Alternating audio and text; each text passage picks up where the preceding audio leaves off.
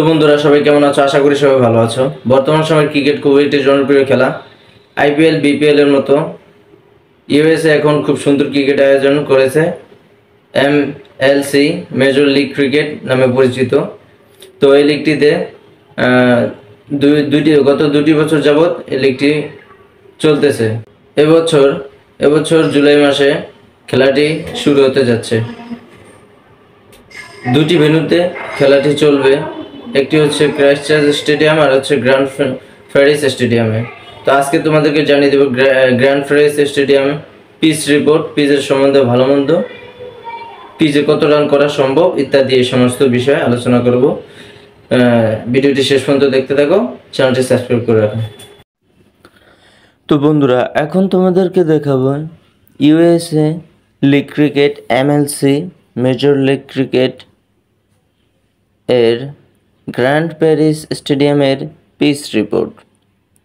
Grand Paris স্টেডিয়ামের pitch সম্বন্ধে তোমাদেরকে বিস্তারিত জানানো হবে।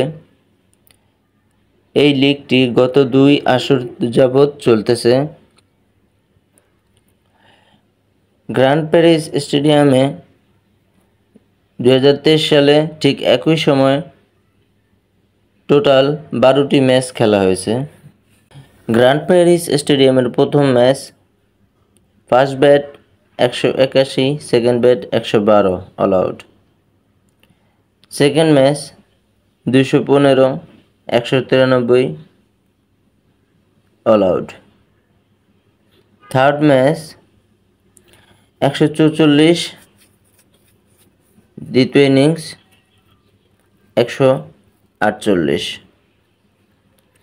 ফোর্থ ম্যাচ 177, দ্বিতীয় ইনিংস 142।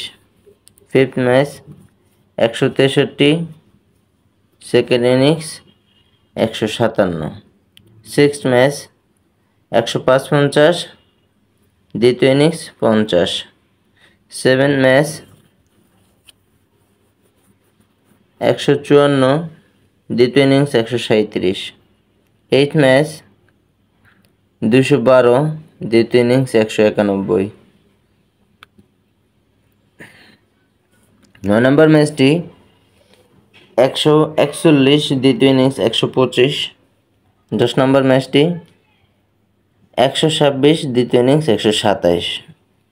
11 নম্বর ম্যাচটি 158, দ্বিতীয় ইনিংস 162। 12 নম্বর ম্যাচটি 183, দ্বিতীয় ইনিংস 184।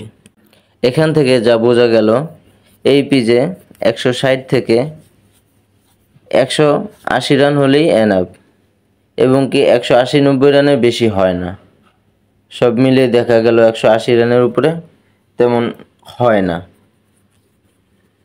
আর এই 12টা ম্যাচেই টোটালে সব মিলেই ফার্স্ট ব্যাট, সেকেন্ড ব্যাট সবাই জিতেছে। তো বন্ধুরা, ভিডিওটি ভালো লাগলে একটি সাবস্ক্রাইব করে রাখুন পরবর্তী ভিডিওগুলো পেতে।